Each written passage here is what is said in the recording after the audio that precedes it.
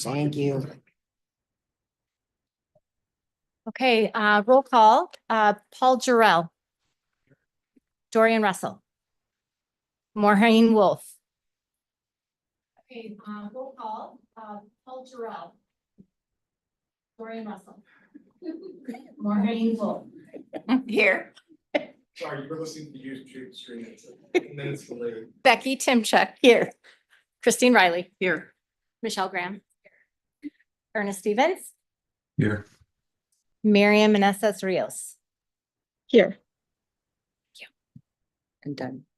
And Doug Doherty is not with us this evening. He is excused. Thank you. All right. Thank you so much. All right. With that, we're going to start with the Pledge of Allegiance. And yes, there we go. I pledge allegiance to the flag of the United States of America and to the republic for which it stands, one nation, under God, indivisible, with liberty and justice for all. Here we go. All right. And our land acknowledgement, very important this month. We celebrate Indigenous Peoples Month. The land upon which we stand, Indigenous land acknowledgement, we want to acknowledge that we gather as the Northwest Regional ESD on the traditional lands of the Chinook, Clatskanie, Clatsop, Nehalem, Kalapuya, Siletz, and Tillamook peoples, past, present, and honor with gratitude the land itself and the people who have stewarded it throughout the generations. And with that, we will pass on to a very important part of our meeting here with the oath of office for our newest member. Superintendent. I'm struggling with the Wi-Fi here, but we're gonna get there. One moment. Yeah, we got the paper. Good old fashioned paper. All right, well, yeah, let's do the whole thing. Let's be ceremonious. So I'm really excited to have Michelle Graham, who has been elected by our component school boards to serve in this zone, the zone in which we stand here. And she was unanimously elected by the boards, and so this is our moment to kind of feel and do it. So, okay, so if you could repeat after me, I Michelle Graham, do solemnly swear do solemnly swear that I will support the laws that I will support the laws of the United States and of the state of Oregon of the United States and the state of Oregon and the policies of the Northwest Regional Education Services.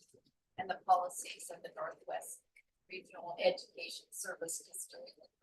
During my term as member of the board, During my term as member of the board, I will faithfully and impartially I will faithfully and impartially discharge the responsibilities discharge the responsibilities of the office to the best of my of the office to the best of my abilities. Thank you. For coming out to my neighborhood. We are glad to be here for double reasons, but welcome, welcome. So. All right. With that, board members, are there any reviews or revisions to the agenda? Madam Chair, from the administration, there are no revisions. All right. So with that, we'll get right into our first order of business, and that is the superintendent report. Superintendent. Thank you. Well, it's really good to be out here in Scappoose, and as Michelle said, in her neck of the woods, we just took a really, I think, informative tour of the PCC OMIC facility here, and it's just so excited to see that the programs are filling out. You know, like this is kind of a pipe dream. I see Tony Erickson, a former board member in the audience here, who's involved in all things Scappoose, and it was a pipe dream and one that came to life. We were greeted by former Oregon Senator Betsy Johnson, who talked to the board about the coming of age of this OMIC facility and PCC's partnership. And it was just really cool to be here and to check it out. So I thought that was really neat. And now we get to sit here with Michelle Graham, and she's been elected, obviously, by the component school boards from Columbia County, but also a small slice of the Beaverton School District. So Becky and you can arm wrestle Yeah, over, there we you know, go. who gets to present every year at the Beaverton School Board. Oh, boy. Uh-huh. But Michelle, for those of you on the board who didn't have an opportunity to read through Michelle's application, because it really goes straight out to the district component boards. Michelle has 44 years of experience at Providence Health Services, and is still, from my conversations with her, involved somewhat with Providence and in that world of health services. And she was on the Scappoose board for quite some time. I think 16 years on the school board in Scappoose. So she has a great lens in kind of two big systems. And I'm looking forward to working with you here on the board. Yeah. So Tony, he's out there and he's got deep ties to Scappoose. And Tony gave 8 years of service for this region to the Northwest Regional ESD. And I know I'm excited to see you, Tony, and appreciate everything that you did here at the ESD to a really pretty stable time before COVID, and then navigating through a really challenging time in our communities and being a leader in our communities during that time. So I just really wanted to thank you for all of your work and your support over the years. And we're gonna gush on you in a little minute here in recognition and good news. So I'll stop now. This month, we actually have a new state teacher of the year was named, and that teacher came from Beaumont Middle School in the Portland Public School District. But in Oregon, we have 19 regional teachers of the year that are acknowledged in their region. In our region, it was in Forest Grove School District, and you all met Miss D, Kayla Davidson, at our one of our last meetings. But I just wanted to thank Doug Doherty for making the trip to Forest Grove, being there for a pretty festive experience that Kelsey was highly involved in putting on. Senator Janine Solman was there, Superintendent West, Forest Grove School Board Chair was there, and local media, and, you know, the whole entourage of the Oregon Lottery staff. And it was pretty cool. And so we put the link of that in your board packets to see the celebration. Doug can't be with us tonight. He has a family emergency, but it was great that Doug was there to represent the board. All right, well, we are, like going pretty fast and furious towards the legislative session. And as many folks on the board know who have been around this process for a while, there's a lot of new faces in leadership positions across the state of Oregon, in the legislature specifically, but also in the governor's office, at the big administrative departments, at the Oregon Department of Ed for us. There's a whole new early learning department in the state of Oregon, the Department of Early Learning and Care. And so there's a lot of newness. And that means there's a lot of opportunity for education in connection with new folks. And it is vitally important that we do so. And so seems to be a frenetic energy before this legislative session that I haven't felt in a while. Like, people want to do things now, but the session doesn't start, for a number of months until January. And so, but there's a lot of energy going into this session. And I did write about a few things here that, of course, the board has heard me speak about in the past. And those are state contracts. The two of our large state contracts: early intervention, early childhood special education, and our regional inclusive services contracts. And a little description in here of what those things do, of course. It is the funding requests from the Department of Ed that have left the department and are actually going to move forward, do not include increases to these two programs right now. So what happens for process-wise is the Department of Ed puts together what they call policy option packages. And the governor has said that she will not accept any policy option package that is more than 1% increase over the current service level calculation, unless it's focused in 3 areas. And one of them the one for education is early literacy. So, and there's very specific programs that are coming out regarding that. These two are not it. And so I will just put on the record here that if we do come out of this legislative session with basically flat funding or just current service level funding in our programs. It is going to be a painful time for our program staff and for the families that we serve. And so we have to get ourselves together as a state, as a number of state organizations, education lobby around why these programs need to get special attention in this legislative session. And so we're going to be doing a lot of work on that. There's a number of things that we've already put in motion. I put here, for instance, we just met with our EIECSE Parent Advisory Council to discuss these issues and really how the legislative process works.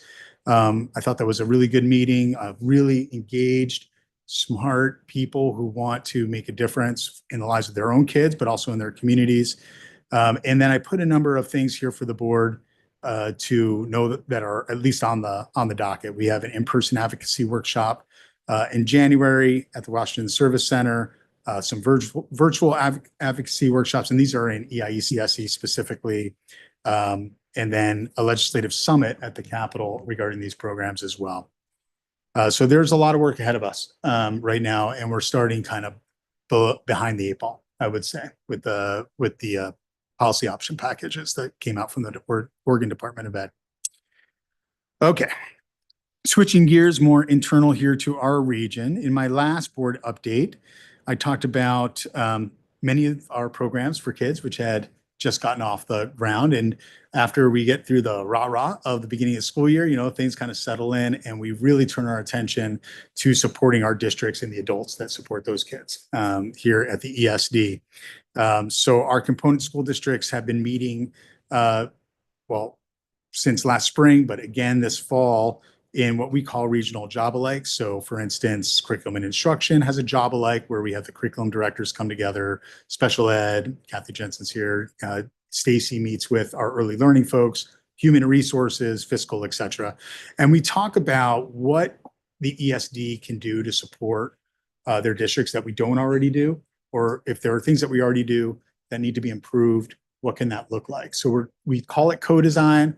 We're really trying to co-design our local service plan with our districts.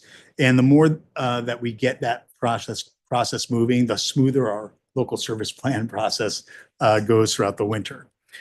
So we will be meeting with our Northwest Regional ESD Superintendent Council here at the Washington Service Center on Friday. And we're going to roll out to the superintendents what those job alikes have said they really want to see in our plan. And there'll be some adjustments to our local service plan, but they're not going to be like full wholesale changes to the way that we do business, we think. So the superintendents have a lot of power in that process. And so my hope is that we move forward with a kind of a stable program with a few tweaks there. Okay. Another big convening that we had that I want the board to know about, because it's quite a lot of money and it's been a difficult path for this particular program, is our Regional Educator Network grant. This is called the REN out in the state, and it's the Educator Advancement Council's grant process to districts to improve teacher retention, recruitment, retention, and support throughout a teacher's professional life. And we've finally, after some fits and starts, have gotten a lot of district participation. And then every 2 years, that REN Council comes together and makes recommendations for a new set of funding. And there's going to be some changes because now there's probably more demand than we actually have money for. And so we're going to start to see some recommendations from that council that I'm pretty excited about. Things like a new mentor program that we launched this year, getting stabilized. So I think we have almost all of our districts. There's maybe a few that aren't participating in our program. And so those types of initiatives seem to be taking hold in the REN, more regional approaches rather than district by district investments. So that's really exciting. And the last things I want to share about are things that are happening right here in Columbia County. So we took a tour today. I had a hard hat on today with a nice vest with Superintendent Scott Stockwell in St. Helens. We are building the intensive program, the intensive SEL, Social Emotional Learning School program, and it's going to be called Meadowlark Academy. That build seems to be coming along. They are on schedule for a mid-November opening. There was a lot of permitting issues as we've worked through, just basic school construction kind of stuff. But we are back on track and it looks really good and I'm really excited about it. And then we also took over from St. Helens two social emotional learning classrooms. And we got to spend some time in there today too. And those are full of brand new staff. So brand new staff in the programs. It was a St. Helens program. We've taken it over. People are working extremely hard. The kids are really cute. They're really challenging. And one of them almost beat me in chess today. But I think I took him at the end. But Caitlin Freeze, who's here, is doing a great job getting that program up and going. So lots of progress over there in St. Helens. We had a manufacturing day here in this space last week. And so we have a STEM hub. I think you heard a little bit about that on the tour. Some of those folks are here tonight to talk to you. So I won't, go too long on this. But one of the things that we do at the ESD is we connect systems that without us wouldn't be very connected. And so we had a manufacturing day here. We had a lot of kids. It was a much more truncated event this year because usually there's a ton of vendors and not a ton of kids. And so the vendors kind of don't know what to do all day. This was a little bit more tightly constructed and apparently it was a really, really good day for about these 300 kids that showed up. And lastly, our ECSE staff in Columbia County who are serving 230 children and conduct around the same number of evaluations for families here. We have 37 K-12 educational staff who are assigned to support Columbia County schools out here. So we have our speech and language pathologists and our school psychologists, our STEM hub, like I talked about. We have our early learning hub out here. We do the child care resource and referral in Columbia County, which connects families to child care resources and openings, and also supports child care programs to be high quality programs that you would feel safe having your children in. So we do a lot of work out here in Columbia County that is sometimes invisible to the public. And so I'm very proud of the work that we do here, and it's good to be here with the board, of course. And with that, I'm happy to take any questions. Any questions for the superintendent? Any questions for the superintendent? Anybody up on the screen? Great. Well, thank you so much for that great information. And we're so glad to be out here and see all the great work that they're doing here. And this is going to be a great legacy for you, Tony, great legacy. So with that, we're going to do our special recognition and turn it back over to you, Dan. Kelsey. All right.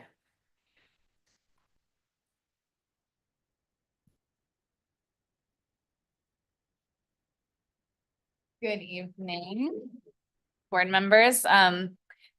It is fitting that we're in Columbia County tonight because Tony Erickson, who gave 8 years of service to the board, is from Columbia County, was a steadfast advocate for Columbia County, for children with disabilities, for career education, for CTE. And we're glad for the opportunity to have him here in 3D in his backyard and thank him for 8 years of service to the board. Maybe he can pass on some words of wisdom to the rest of you, and we can share in our appreciation and gratitude for the years of service that he gave us. Thank you, everyone. Thanks for having me here tonight. And as a precursor, I know I talked with Dan about this. I don't know if I talked to the board. I don't think I have. About a year ago, last August, my mother got diagnosed with stage 4 breast cancer. Oddly, none of it's in her breast tissue. It's in her bones. But the doctor says, do everything you can to not even get her to catch a cold. And because I'm part of her care team and take her to appointments, I'm still doing a lot of mandatory masking in my house and around my family. So I'm not sick. I'm fine. I'm healthy. This is just for that purpose primarily. So that being said, if you can't hear me, I can take it off. I'm not paranoid to take it off for a few minutes. But I'd like to thank the board. The years of service, there's so many new faces. I think the the wisdom I would share is to lean on each other when you need to. I found a lot of support from other board members for areas I was not aware of what to do or how to do it, even down to all the acronyms that we have around here. And just general questions, you can reach out to Dan anytime you have a question or want to talk about something, and he's available. He always responds. And that was the best thing for me, was the relationships and the knowledge I gained by working with really smart people, because I do not come from an educational background. I was born ignorant and I've been losing ground ever since, is what I say. But but I come from the business world, and this is a whole new environment, and there's so much to learn here, and so much good work and good people that do good work. It's really impressive to see. And I like to say shout out to Ernest there in his home and his young family. Hope they're all doing well. And I got to know him on the PCC Foundation board, and I knew he'd be an asset to this organization. He's a very intelligent human being. So glad he's still here with y'all. But I guess that's about it. I came in under Superintendent Saxton, and he strongly recommended Dan as a good replacement. And it turned out we did hire him, and he was a good replacement. He did not know what he was stepping into, because you were only here for a brief period when COVID happened and just turned the whole world upside down, everybody's world upside down. But he hung in there, strong personality and a lot of energy and dedication to the job. So appreciate you, Dan. Thank you. I think that's it.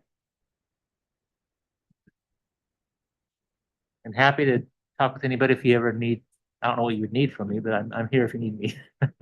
Yeah, I heard oh, Ernest has something? Right. Go ahead, Ernest. Yeah, so I just wanted to say, hey, Tony, thank you for your service. Tony did introduce me to the board. I think that Tony is frankly made of gold, or whatever is more valuable than gold. That is Tony. And not all of us, even though we, have been productive members of our society as adults, not all of us had it, easy coming up. And I think that our backgrounds can, help inform who we are as individuals. They can help inform our values. And I think when I look at Tony, I see somebody who has taken his background and he's, used it to make other people's lives better. And I very much value that about him, Tony. And I hope that, that's the type of person that I can be, right? I think that Tony is an excellent model for the community. And I'm very sad to see you go. But I appreciate you, Tony, very much. Thank you, Ernest. Yeah. And if you haven't heard Ernest's background, ask him sometime and see if he'll tell you about it, because it's quite fascinating where he's come from and what he's gone through and where he is today. So, valuable guy on the board, I'm sure, as all of you are, sure. And I don't know you personally, but I know of you from the community, from the school board. I served on the budget committee for a couple of years, and yeah, that's about as close as I've been to the local school board. Thank you all. Thanks Thank for having me you. here. Thank you so much for being here this evening. Really appreciate it. Great to see you. So, Tony, I did say a couple things in my report, so I'm not going to repeat them. But you did end up hiring me, and I am sorry, excuse for Rob Saxon, but I do appreciate that you put your faith in me. And again, when you lead a public body through a pandemic, you learn a lot about people. And what I learned about you is that you are solid, supportive. You care a lot about people, and I just appreciate having you during that time. Thank you. So thanks so much. And nothing says thank you like plaques and blankets and all kinds of Platitudes. stuff. So, Northwest Regional ESD swag. So let me give this to you, and Becky to share for Pleasant Streets. And I can take this off of the photo too. Thank you. A couple of things in there. Thank you very much. Nice. Thank you. Thank you. Here, I'll go ahead. All right.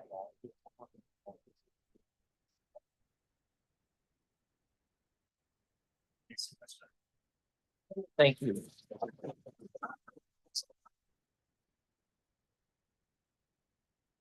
All right, I'll be looking for those on, what are you posted on? You posted-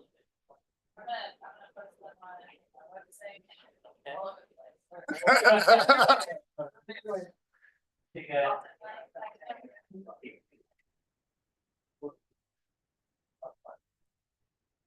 All right, our next order of business after that fun order of business, public comments. Are there any public comments?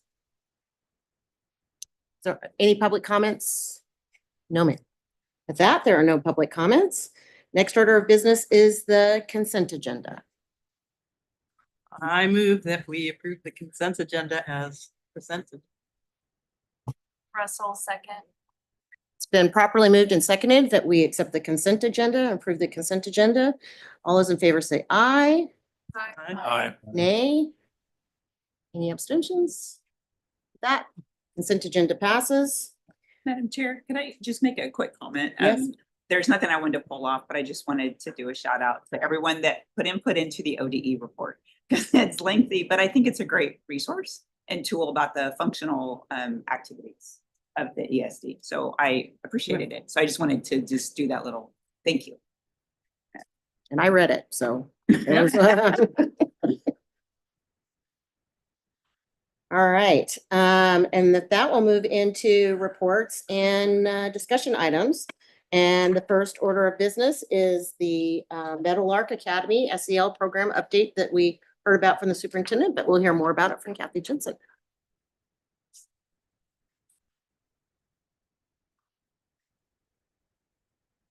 All right, good evening, Chair Tinchek and members of the board. My name is Kathy Jensen. I'm the Executive Director of K-12 Special Education here at Northwest Regional ESD. And one of the areas that I oversee is our social emotional learning school programs. And I'm here to talk about our newest program that Dan mentioned a little bit earlier called Meadowlark Academy.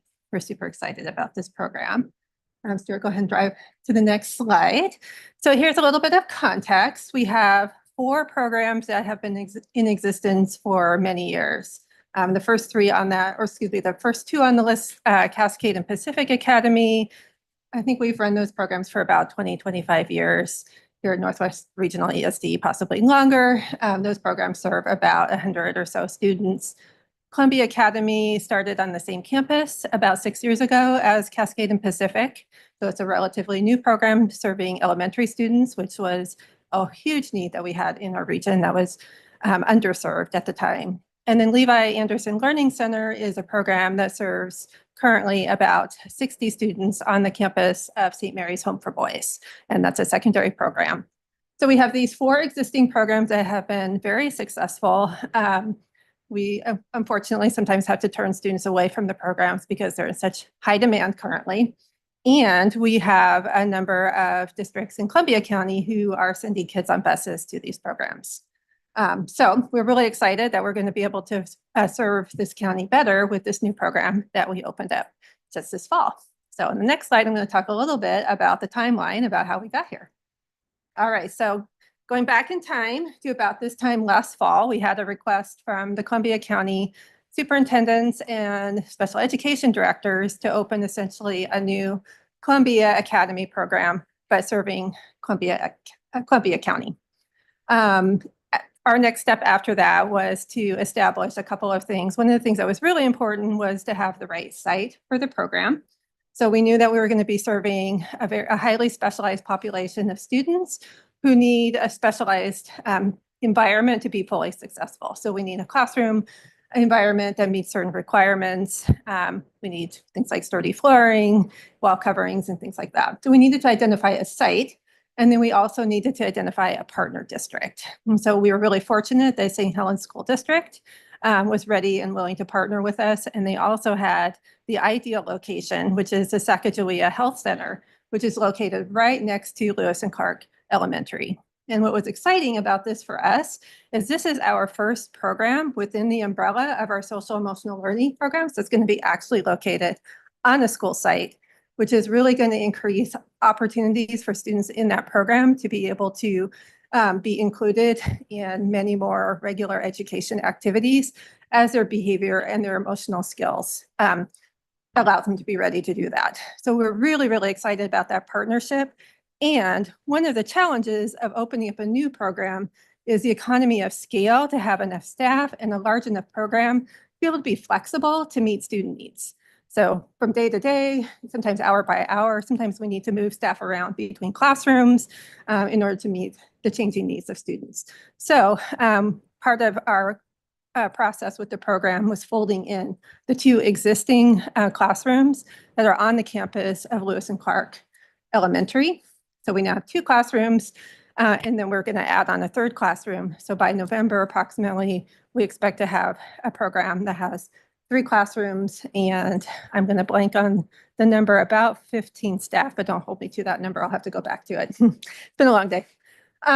So we developed this partnership. We started planning for the build out of the new program in the Sacagawea building. That happened in winter.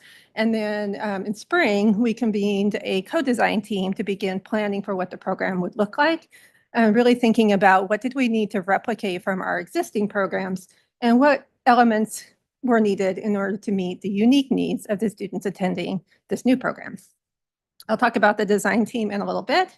But let's fast forward to last summer. We officially broke ground on the program, or the new space at the Sacagawea building. So we started construction on that program. And then we are now in fall of 2024. And beginning of September, we welcomed about 14 students to 2 brand new classrooms. So we were really excited for that. As I said, in November, we expect to be able to open the doors to the additional classroom serving K-2 students. And I'll talk a little bit more in a future slide about kind of the makeup of those 2 classrooms. Now, in the future, we hope to continue to expand the program. The Columbia County School Districts would like us to eventually have a K-8 program serving students. All right, next slide. And I just had a little bit, just a little reminder note for myself about just how excited we are for the opportunities for a continuum of placement for students with this new program, which we aren't able to offer currently in the same level or in the same way at any of our other Northwest Regional ESD programs. All right, next slide. Let's go ahead and skip this slide. And I just want to talk a little bit about what the program looks like. All of our programs are based around multi-tiered systems of support. Usually when we think about tiered supports, we think about these types of programs being what we call tier 3 supports, serving students who have the most intense needs. But in order to actually meet the wide varying needs of students that we have within our programs, we actually have kind of a triangle within a triangle. So we have some students that are kind of what we think of as our typical students that we serve, who have challenging behaviors, but are benefiting from kind of our typical processes that we have in our programs. And then we have always a few fairly intensive students who need highly, highly specialized programs within those programs. And the students make progress, they move up and down the tiers. Other really important components are our curriculum and instruction. Often when people develop these programs, they start with the social emotional needs, which are really, really important part of the program, but these are school programs. I kind of think about it as, I like to watch home renovation shows, and I was watching a program where they were talking about the foundation and the sill plate, all those other things that you build the house from. Our curriculum and instruction program, our explicit instruction, is a really, really important foundation of all of our Northwest Regional ESD SEL programs, because our goal, of course, is for students to be able to reintegrate into more inclusive settings. We, of course, use positive behavior intervention and supports. We have a social emotional learning curriculum that both includes explicit instruction and social emotional learning skills and is infused throughout the curriculum. We're building around the current transformative SEL framework that the Department of Education just released last year. And of course, the final component is equity and family partnerships. All right, next slide. I want to talk a little bit about the design team. When we first started talking about these programs and I presented it to my team, I was a little bit nervous about the idea of adding something new to their plate, but they were so excited. My team are really passionate about serving this population of students. They love these programs, they love this work, and they really felt deeply the unmet need in this county for students who need this level of programming. So this is just a list of some of the folks that were part of the design team, helping make sure that we were thinking about the most important components. All of these people have worked in programs like this before in some capacity. At the top of the list is Caitlin Freese, who's behind me here in the Navy, and she has been our project manager. So she has been shepherding this project back from the very beginning, making sure to coordinate all the aspects of the timelines, all the loose ends, all the threads that needed to happen to make sure things stayed on track to be able to open this fall. And she's currently serving as our interim building administrator until mid-November when we bring on our new full-time program administrator. So she's been doing amazing work while also leading our speech and language pathology team. I want to give a shout out also to Todd Hendrickson, our facilities director. I messaged him in the wee hours of the morning recently, and I said, I've got some things that need to be moved, and my timeline is tomorrow afternoon. And he was right there on the spot. He brought me some boxes. He brought everything that I needed to be able to do some really important furniture moves that we needed to do to meet student needs. So he has been amazing, making sure all the contractors are on task and doing all the things they need to do for us to be on target. And then in yellow, I have our Columbia County partners, Lori Thompson and Jen Nelson, our special student services directors in St. Helens. And they have been amazing partners in this work, truly working alongside us at every step, day to day. We're in conversation with them literally, I think, every day about different aspects of the program, because it wasn't just a matter of them handing it off to us. They are still very invested in the success of students in the program. All right, next slide. All right, so here's a little bit of a visual of how the program is set up. So we have the 2 classrooms currently that opened in September that are located within Lewis and Clark Elementary, serving St. Helens students currently. We have a K2 classroom and a 3-5 classroom. I think we have about 14 students currently, but a couple more who will be placed there shortly, so that we'll have capacity of about 16 students. The intensive classroom that will open up in about a month or so will be in the Sacagawea Health Center. That classroom will start serving K2 students, and that was a decision that was made by consensus by special education directors in Columbia County as they identified where the greatest need was, and also the population of students that they could potentially put on buses and send to Washington County programs. But of course, the littles, we really want to keep them in the county and as close to their home school as possible. And we will have capacity for about 6 to 7 students in that program. All right, if you click one, this is what the program looks like as of this week. Not quite the cute classroom yet, but it will be very soon. And it's just really coming along amazingly. Next slide. And here's our amazing staff. On the left-hand corner on the left, we have teacher Alex. And then on the right-hand corner on the right, we have teacher Liz and just a few of their amazing instructional assistants.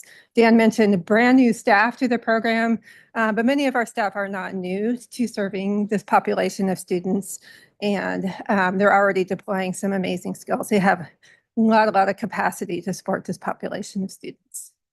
This is what our staffing looks like. We have a full-time program administrator, both to serve the program as in the current formation, but also to help continue the work of program expansion.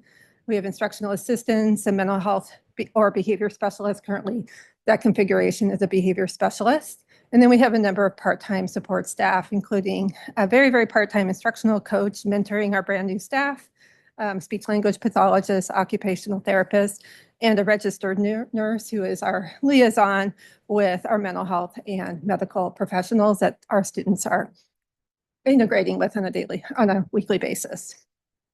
And I believe that's everything. Yeah, any questions? I kept myself simple so I don't ramble on too much about the program. Maureen? So Kathy, thank you. And this might be for Jordan as well. So I just want my kind of memory refreshed because I feel like this is something I should know. So the funding, since it's our standalone school, that's a direct ADM, but it also sounds like we coordinate with the schools as well. So I didn't know if that was a service that we charge for. So I was just curious, Kathy, if you could just kind of explain the model kind of from an operations perspective. Yeah. Thank you. Yeah, it operates on a slot. purchase model. So districts purchase a slot for each student that they place in the program. And they have committed to a certain number of slots so that we make sure that we have enough funding from those slots to ensure that we're able to hire up and support the program, even as students may come and go through the program through the year. Yeah.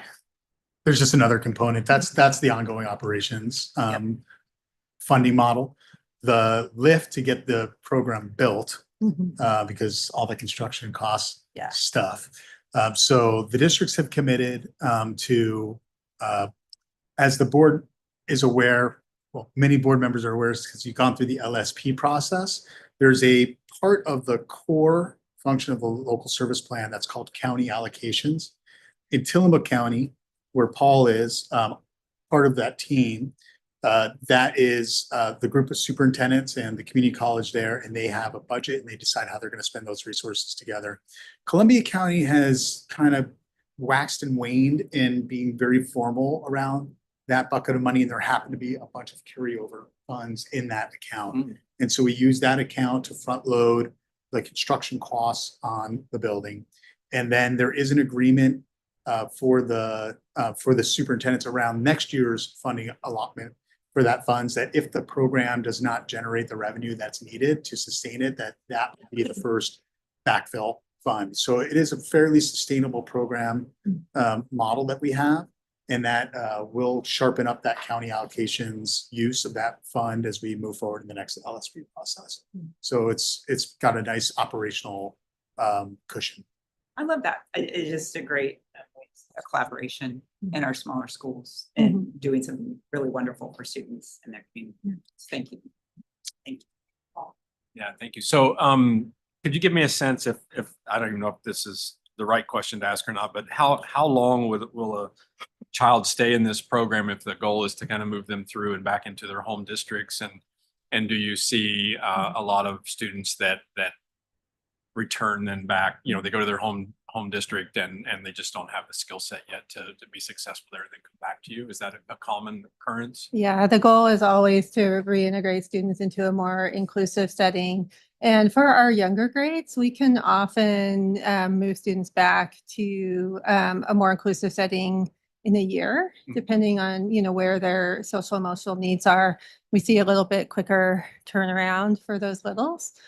Sometimes we have students that, you know, experience chronic mental health challenges, and sometimes it takes longer, and, you know, they need some more support for that process. Our older students often need more time because they have, unfortunately, just a longer history of really disrupted, I should say, and challenging school experiences. So even when they're ready to return, sometimes it takes a little bit to work with them in their school settings. But we often see good success there, and our partnerships with districts really helps that. Thank you. I had sort of a question in the same vein. Whose ultimate decision is it to make that a child is ready to, is it the staff here with the ESD, or do they work in conjunction? Because I know even with our early intervention, it's that handoff of, I'm just wondering who ultimately makes that decision? Yeah, that's a great question. It's an IEP team decision. So all of our students have individualized education plans. Their pathway to these programs is through a placement process, which is based on their plan and the data, and a decision-making process that team goes through together. Once they start in our programs, we collect data. We meet regularly with those teams, with their home districts. And then as they make progress, we work together to determine both what the right timing is for them to reintegrate, and then what that process looks like. And then my follow-up question, maybe this is who counts that child? Where's that child accounted for? Yeah, their home district. Their home district. Yeah, so they continue to be students of their district, and essentially, just like, did you want to jump in on this one? Just as districts contract with us for school psychology services, speech language pathology services, it's kind of similar to that. They're contracting with us for this special school placement, but they continue to have educational responsibilities for the students. And they, like I said, they continue to be involved in the IEP process, and they also assist with evaluations for the students. So they're very much continue to be part, you know, have that ownership of the student. Are there any other questions? Well, thank you so much for being here and presenting that. and, Yes, thank you uh, very much. All right. Next up is career connected learning. Mr. Oblinski.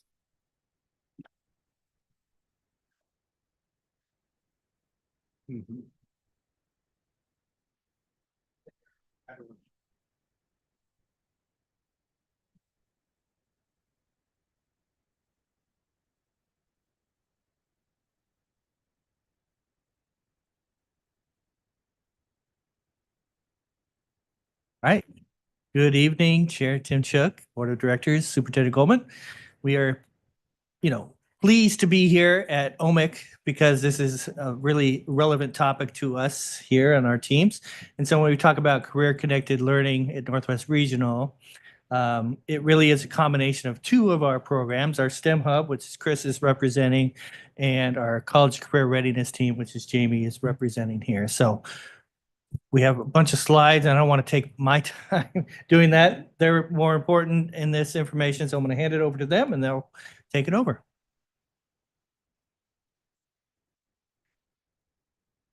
Thanks for the introduction. I'm Jamie Brady on the Career and College Readiness team.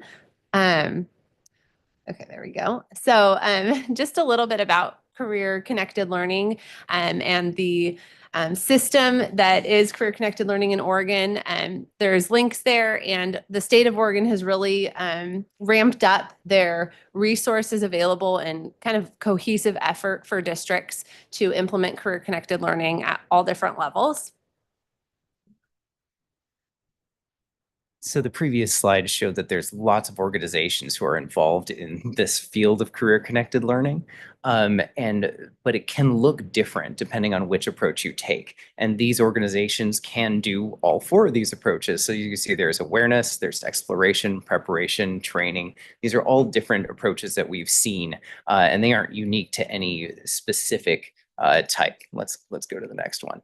And over the course of a K-12 career, ideally you want these to be starting early, but in reality these things are happening all the time. So as you notice, career awareness is still happening in high school, so it's important to constantly be revisiting these approaches as we go through this. So we're going to be sharing a couple of examples from the programs that we run, and so start looking for some of these different approaches in the programs that we run. So this is the third year of the Career and College, expanded Career and College Readiness team at Northwest Regional. And I just wanted to call out all of the things on the left here are things that the Northwest STEM Hub and our team does and supports districts in doing. So everything from experiential learning to work-based learning and work-related experience, educator training, and we know, and there's data that shows that those things lead to better outcomes for kids. So all of the things on the right-hand side, including increased attendance and more connection to career aspirations, and then going on to post-secondary training. So that's kind of the why that we're doing all of the work that we are. And for the Career and College Readiness team, I'm just highlighting a couple of initiatives that we've piloted over the last couple of years. The Career Guidance Collaborative is actually with high school counselors and high school career and college readiness staff. And we did a needs assessment a few years ago, which showed that they were not getting support around career and college readiness. A high school counselor is doing a million other things, but they don't have a lot of professional learning around that. So we've been really successful at launching that, and we're in year 2. And then these are photos of the Columbia County Career Fair that's been held at PCC OMIC for the last couple of years. We also support other career fairs at our social emotional learning schools within the ESD and other districts in the region. And as you can see, we try to make them a little more engaging than your typical job fair, kind of what Natalie was talking about, where students can come in and have a hands-on experience related to careers.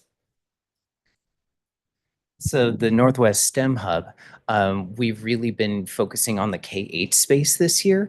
Our main goal is to really try to form a STEM identity in our young learners, because we know that they shut down early. If you don't catch them by 3rd grade, they might completely ignore a STEM option or STEM career option available to them. So we can go to the next one. So we do a lot of things behind the scenes, but what we try to market ourselves to districts. So we do STEM engagement for students, we do teacher PD, and we do career connected learning. But ideally, we're trying to do all three of those things at the same time. So as I'm going to share a couple of these things, see all these things weaving together in our programs.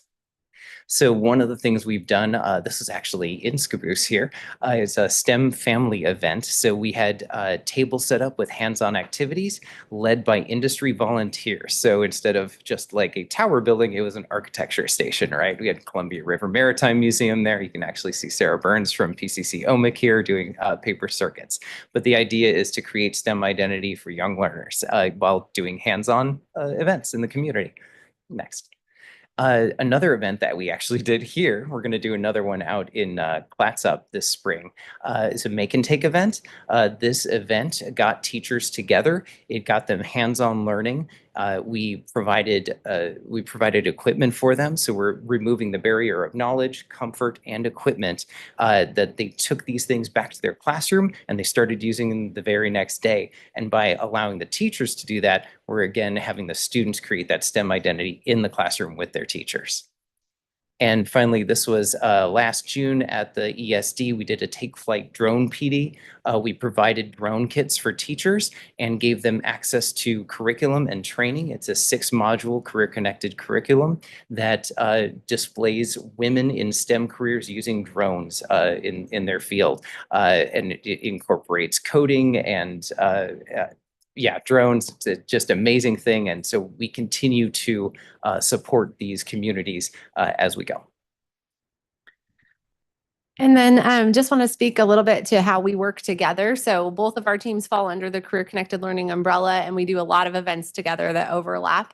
The STEM Hub was able to fund first grade career kits. We have assembled those on our team, and we basically send them to districts so that teachers can use them with first grade students so that they have the materials. They don't have to come and do a PD. They don't have to bring students somewhere. So it removes some of those barriers and they can integrate it into their classroom. So that's been really successful. And we have more available this year that we're getting out to districts.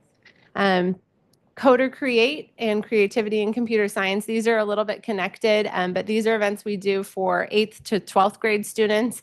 And we have another one coming up for Coder Create that will be held at the Washington Service Center the first weekend in November, or maybe second weekend. But this basically brings teams of students for a full day to complete a creative coding challenge. And we bring in industry partners, and it is a work-based learning experience that connects with their career and tech ed program at their high schools. So we have lots of students coming all across the region traveling this year to Hillsborough to participate in that. And then we also both help support teacher externships. So this is a photo of CTE and STEAM teachers at Gyra Semiconductors in Hillsborough, where they suit up and they go into a clean room. And that's just one of 15 examples of different industry partners where they go out and they get to experience what they're doing in industry to bring that back to their students. So those take place usually every August in the Portland metro area. And then we also do some on the coast. So just again, it really is an ecosystem of career connected learning, and both of our teams support all of the things involved in that usually. Lots of information on the revised Career Connected Learning Oregon website, and welcome any questions and hope that you can learn more from some of the links on those slides. So thank you for your time. Thank you. Are there any questions? Maureen?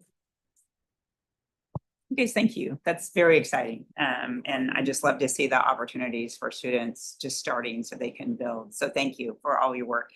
My question is, and I was kind of watching closely as you walk through the steps, I know that the internship opportunities or apprenticeship opportunities can be really challenging to be able to secure for students. So how is that going, or is there a goal, and how many students are able to get out in the field and have those opportunities? Thank you, Chair. Yeah, I can speak to that a little bit, and then maybe Chris has some things to add. But the state of Oregon recently in the past few years has tasked CTE programs within districts to have work-based learning and a certain percentage of CTE students engaging in work-based learning activities. And so they have specific goals in terms of student numbers accessing that. And our teams are supporting those districts and reaching those goals. So some concrete examples, we're meeting with the Columbia County superintendents next week to talk about how we can support more robust internship programs for their students that are modeled after Clatsop Works, which is an internship program in Clatsop County that's been very successful.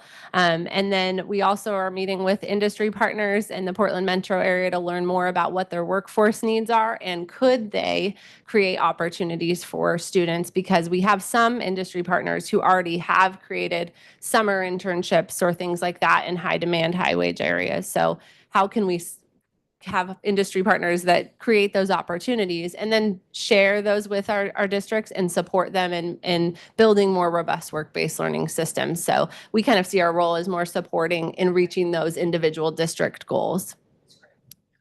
Yeah, historically, the STEM Hub has been involved in finding some funding to jumpstart some of those programs like Clatsop Works, Tillamook Works, and Columbia Works. And those have all had different models, and some of them are growing and some of them need a little bit more help. So we're continuing to look for funding to support more opportunities for local internships. I have a question kind of in the same sort of vein. We know if we come from areas, I'm familiar with Beaverton, where we have a very strong CTE program. Hillsborough, also a very strong CTE. Are these funds coming through Measure 98, or is it totally our service plan that we set this up with? And how do we, it sounds like where our value really is are for those school districts that maybe cannot put together a lot of these things that we're able to put together regionally. Is that correct? Yeah, that's definitely correct. So our larger districts have the capacity and funds to have a staff that supports work-based learning coordination when most of our districts don't have a staff for that role or other career-connected learning roles. I'll let Chris speak to the STEM Hub funding a little bit. Yeah, STEM Hubs are funded through mostly with a backbone grant from ODE. And so that's where actually most of our funding comes from. We get some smaller grants here and there. But it really is trying to equitably distribute some of these opportunities to rural districts. So they don't have a STEM TOSA, so we can step in and help, teachers there. But yeah, it is difficult. May I? Okay. Thanks, So, Dan. Gee, you give me you take that one. Yeah. So these are some of our more complicated in terms of Jamie's side of the house, more complicated funding structures that we have. It is partially grant funded. There was an ARA grant in Washington County that kind of helped this team kind of stabilize in the pandemic. We have purchased services. Some services are purchased by districts in our local service plan. Some are in the core. So all districts who participate in our instructional core, which is all 20 of our districts, have some staff and some activities partially funded. We have some Student Success Act dollars that are connected to, STEM and CTE, and Measure 98 is part of our support structure for the Student Success Act, and some of those funds came out. So that's another funding source. And then we have, I know I'm missing. No, I think that's pretty much it, because I was going to say something about the Regional Educator Network, but there's no funding for that here. So that is a pretty complicated picture. And in order and a lot of that is district choice. So you all know we're going to start talking about the LSP with districts, and these are programs that districts say, yeah, we want more of, or no, that's not working for us. Our districts, county by county, are ubiquitously talking about trying to increase their CTE and workforce development programs. It is going to look really different. And that's the challenge with having one agency, because they all want something different from us, and we can't deliver on all that difference. So we're trying to get people to think more regionally about these programs.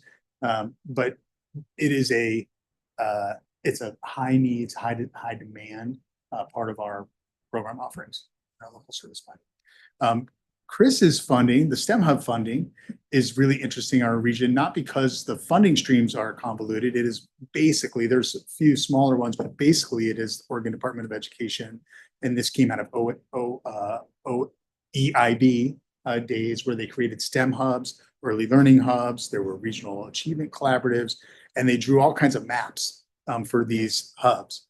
And at the time I was in Tiger Tualatin as the curriculum director. Tiger Tualatin is not in Chris's in our STEM hub, nor is Beaverton, and Beaverton is not in Tiger Tualatin's STEM hub.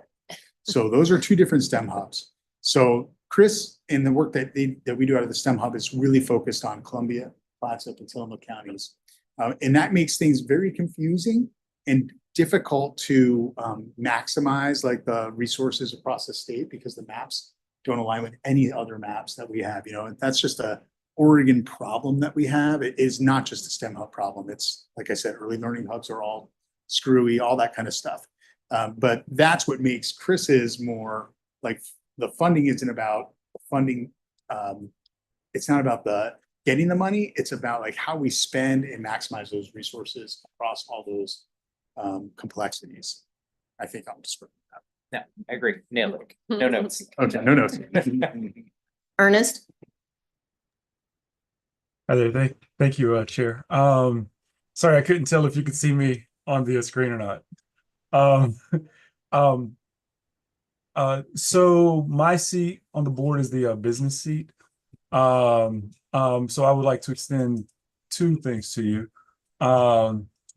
First off, if there are any employers within our region that you want to get involved with, please absolutely let me know. And if I don't already have a bridge into that company, I could probably get one for you. So I could probably help you out with that. So that's number one. Number two, a lot of our employers in our region who are in the STEM industries also have volunteer hours for their staff, right? So they're usually pools of volunteer hours. And that's also something that I could help you to tap into if you're interested. So please, by all means, let me know. I'm more than happy to be a resource for you. Thank you. Yes, we will definitely take you up on that. So I appreciate it. Okay, great. Thank you. Any other questions? I know that this is complicated, and I'm speaking I feel like if I don't try to understand this when we're trying to talk to legislators about different things, when we go to pass a budget in June, all of these sort of things, it's very complicated, but if we don't try to understand these different revenue sources, it's hard for us to advocate a thing. And we do know that this makes a huge difference to students. We saw it out there with our own two eyes. So thank you so much. I know it's a complicated thing, but for me, it's really important that I try to understand how we fund things. Thank you. And let us know if you have any other questions in the future. Great. Thank you. All right. Next up, first read of policies.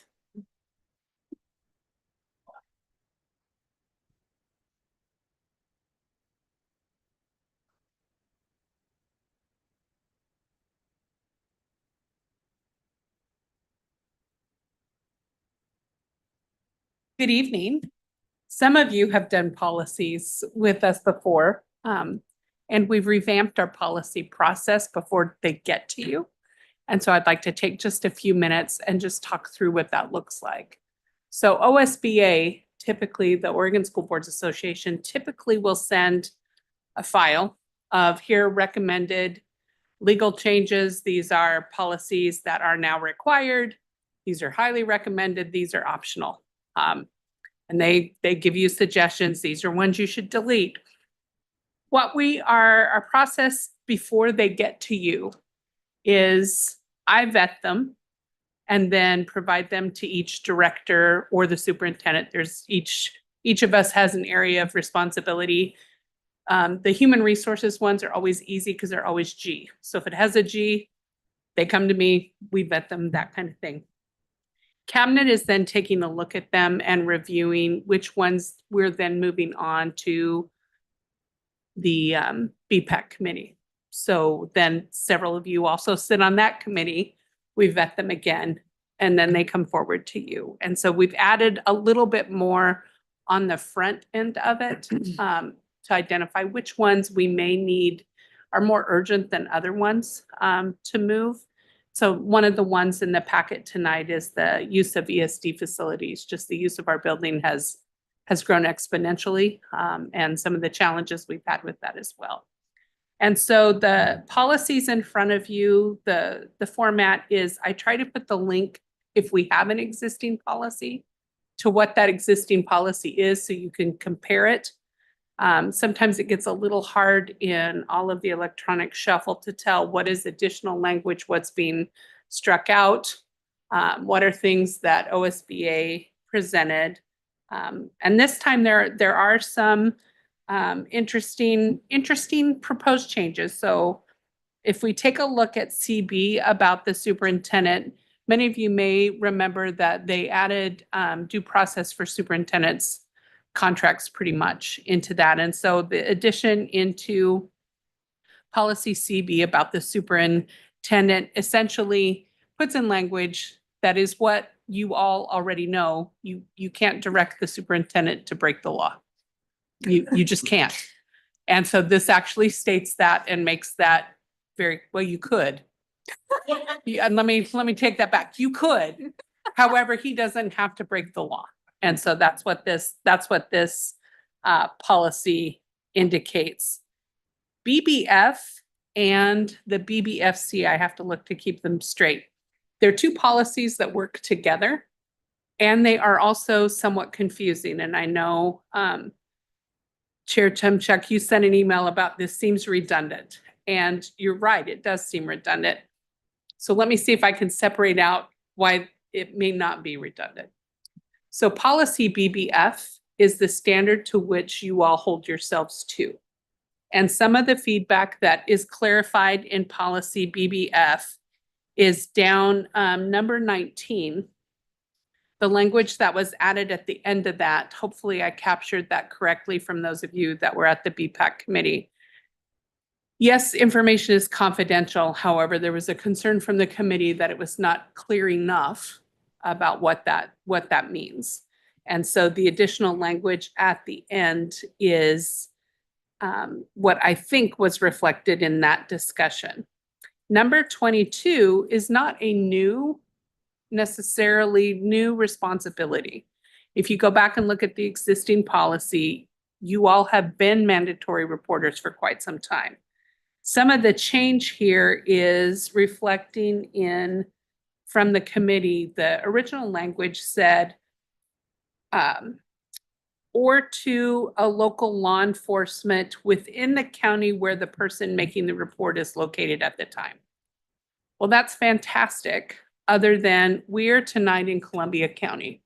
Should any of us witness an event tonight that does warrant a report to DHS, we wouldn't go back to Washington County if that's where you live. Contact that sheriff department about something that happened in Columbia County. So this policy was updated to reflect the same language that it's in. We report it to the law enforcement in the county in which something is observed. The next policy, the reporting of the suspected child abuse, is an optional policy, and it is one that the board could choose not to adopt. What that second policy is a very clear procedure about first you do this, then you do this. And the idea of that is that all that information is in one place. So you don't have to go look and try and find, the reporting phone numbers on both policies at the bottom. It's essentially to try and simplify that process. And then last but not least is, again, the use of ESD facilities. If you take a look at the existing policy, it's fairly thin and doesn't necessarily provide for all of the many uses of the building. I know Board Director Russell had some great suggestions about what to incorporate in terms of the use of the building.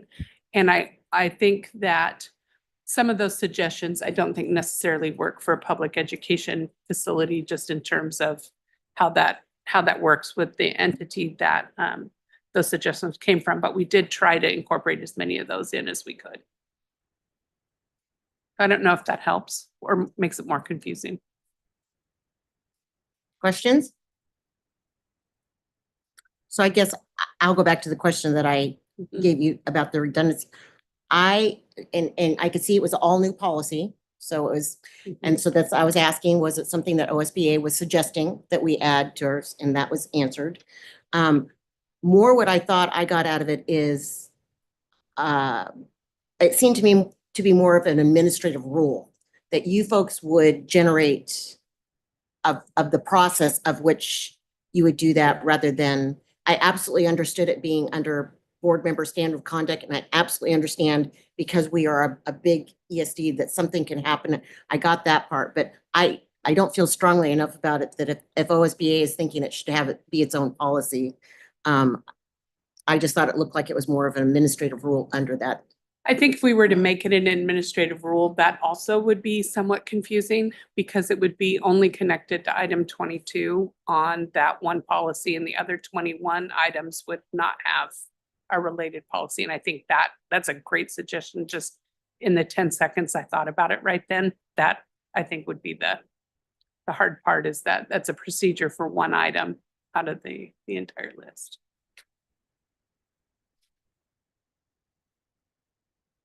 And I can't, is it Ernest? Ernest? Hey, thank you, Chair. Hey, Debbie, nice to see you. Nice to see you too. Regarding the taking of any action that conflicts with local, state, or federal law, for the board's information, are there any instances that are known where local, state, or federal law would conflict that we should know about, or any that are known or anything like that? In terms of conflicting, the licensure board that basically governs the superintendent's license as well as many of the licenses in the room directs all of us that we have to adhere to not only the Oregon revised statutes, but the administrative rules that are attached to them. And any other, if, for example, there was a wastewater treatment that fell under DEQ, it's not something that's necessarily obvious. We also could not break any of those regulations either, or it's a violation of our license and could cause our licenses to be revoked. Yeah. I don't know, Dan, if you have you may have a better example. That was just the one that popped in my head. I don't know why the DEQ is there. I really don't. It's been a long day. I think, Director Stevens, are you asking like, what is an example of a federal and state law that don't match up in which we might be in a bind? Is that the general idea? Yeah. Just for the board's knowledge, just in case something comes up, we know in advance. That's a great one. Civil rights would be one. Oregon recognizes 10 different protected classes, and under the federal civil rights law, Title IX, the federal government has put the recognition of sexual orientation basically on hold or under review, indicating that the Title IX rules don't necessarily apply to that protected class. However, Oregon honors it. It's in conflict in terms of what the actual process for Title IX would be. However, it's not in conflict in that we would be directed to follow the Oregon law anyway, even though the federal law may be in conflict. I mean, you could think about drugs too, right? Like you could think about marijuana laws federally versus our state. And it's those types of things where in general, we are state employees, and we are, our licensure is connected to state law, but there are times where we would perhaps be in conflict with federal law. And weapons may be one. If you are out of the state, for example, using the drug or weapon law as a example, if you are in another state on a professional capacity, it would be the expectation that you follow the laws of the state in which you are in. So even though it may be legal in Oregon, if you're in, let's say, Kansas for a conference, you would need to follow the laws that are in place there. Okay. So yeah, thank you for that. I think it's important for us to know if there's anything that might not be common knowledge that that we could accidentally run into. So thank you for answering that. Any other questions on the policies? We will look forward to the second reading. Thank you. Thank you. All right, last order under reports and discussions, administrative reports, superintendent. Yes, thank you, Madam Chair.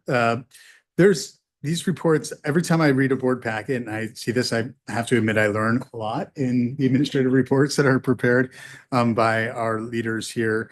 I think of note to me this time around is this reference in the instructional services report on bases, which is if you look at our local service plan in the past, we do so much stuff in our instructional services department that it gets hard for our districts to keep up with all the programs, who's running them, what the contact is. And so this is an effort by Ryan Blasquez in the instruction department and his staff to create more of a cohesive team that deals, we have like a behavior team, we have our attendance services team, our social emotional services, and our multi-tiered systems support team. And now we've kind of rebranded it under one bucket. And these folks have now been going out as a team, as a big team, to our outlying counties and doing trainings, and it's been highly successful. So, and really what we hear from our districts is, can you do more of that, please? Can you actually like coordinate these things more for us and get them more ready, shovel ready for us in the school district. So that was of note to me. And we talked a lot about career connected learning tonight. So I don't think that one's a little bit redundant for me to talk about, but the work in this department is significant. And I thought this was a really good, good missive about it. Are there any questions about the administrative reports? But thank you for putting that together and providing that to us. Okay, we will move on now to action items. First order of business is the September financial report. Thank you, Chair. So the projections related to our financial report have not really changed from last month. For the general fund, I've just included the comments from the prior month. There is one thing I wanted to touch on in like my intro paragraphs that I don't know, while I was sitting in the back, just realized this has probably never been super clear. When I say that projections will see material improvement, I'm speaking from the perspective of the quality of the projections, not like a prediction that they're going to get better, that the numbers are going to get better. So just wanted to be clear about that. I've had that paragraph in there forever. And then I just realized as I was sitting in the back, I was like, I assume all of you know what I mean by now when I say that, but just in case our extensive audience on YouTube had questions about that.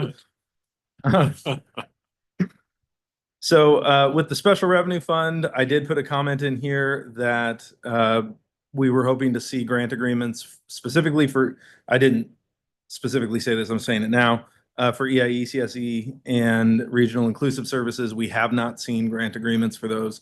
We have seen the anticipated funding levels for them. And the EIE, CSE funding level is a little bit lower than we expected. And so we're going to have to make further corrective or take further corrective measures there. We do not expect that to impact staff. In so much as the positions that we have. It will impact staff in that we have fewer resources to support the work they're doing. And so as Superintendent Goldman talked about, we're already at an unsustainable level. When we made our cuts last year, we certainly didn't want to overcut. If you cut too many staff, you're not going to get those staff back if you find out you have resources. So we were conservative in how much we cut the program, hoping to see something different, like not flat funding on federal grants, for example, but what we saw was flat funding on federal grants. So we'll continue to work on that. And we do have plans in place for that, both with some further reductions, but also EIECSE. We talked about it with the career connected learning earlier, very complicated revenue streams. You can just apply that to everything at the ESD. That's been the biggest learning for me coming from K-12. Everything that we have has very complicated revenue streams. And I'm probably exaggerating a little bit. I'm sure we have something simple somewhere, but that's not where my attention currently is. So with that being said, we do have other funding sources for early learning. They're small, couple of small grants, some purchase services from districts, things like that. So we do have some existing resources that we will be able to apply to this problem. But going forward, this problem needs to get solved. The level that the state is funding it at is completely unsustainable. It doesn't allow us to serve kids at the level that they deserve and that they need.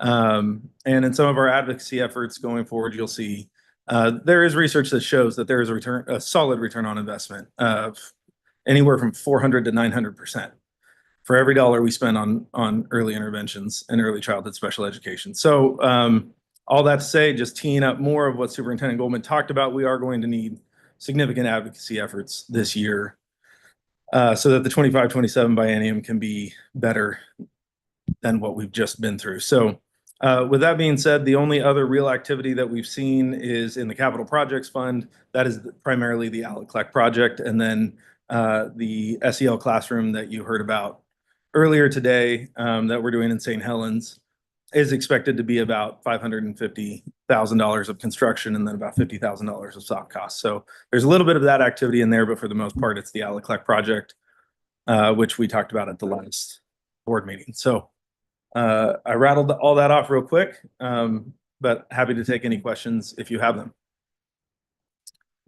Any questions about the September financial report? I move to approve the October 2024 financial report as presented. Yeah, second. There was a second. Second it. All right. I was worried. I think Ernest did that. It's been properly moved and seconded that we approve the September financial report as presented. All those in favor signify by saying aye. Aye. Aye. Any nays? Any abstentions? Passed. Thank you. Board. We'll let you stay up here and speak to us about the early intervention, early childhood special education risk grants. Thank you again. Okay, so it is that time. The initial contract period for both of these grants has ended or is ending at the end of this year. And so the state has issued requests for applications for both of these programs. And despite some of the comments I just made, these programs are extremely important for our region and for our state, but as far as the districts we serve. So it is still staff's recommendation that we apply to continue providing these services. We'll continue doing advocacy to try to get the funding levels up to where we need them to be so we can provide a higher level of service.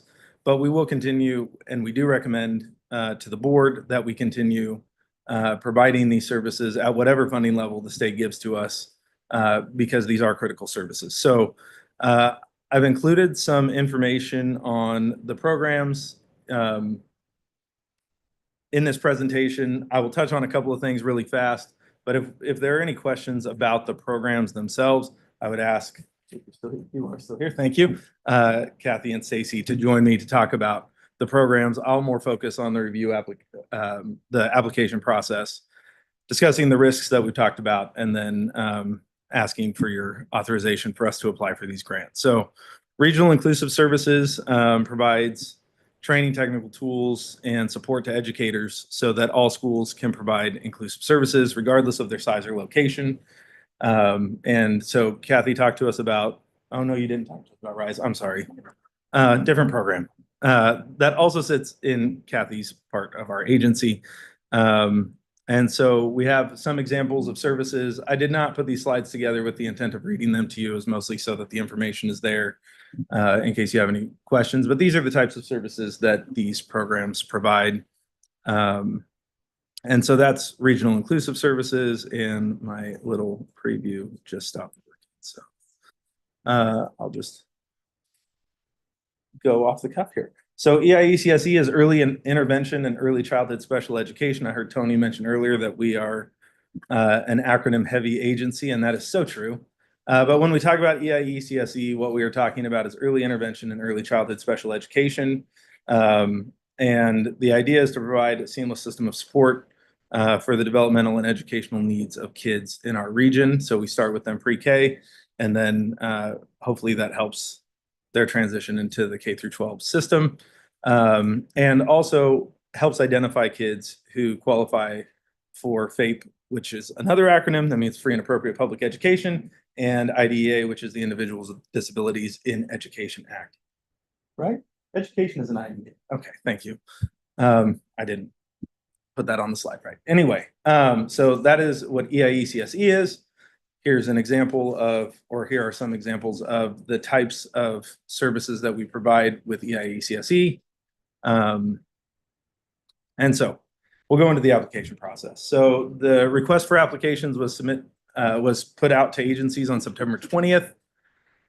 We had to have questions back in by October 4th. We did have a couple questions, and then ODE's responses to us are due on October 11th. And then our applications are due on November 8th. So it's a really tight turnaround for, in my opinion, for such significant programs. But luckily, my two colleagues sitting behind me are on top of it and have us well on the way. And so we will find out December 15th which agencies have been selected to do this work. The anticipated contract to come out of this will be an initial term of 2 years and then up to 6 years of extensions after that.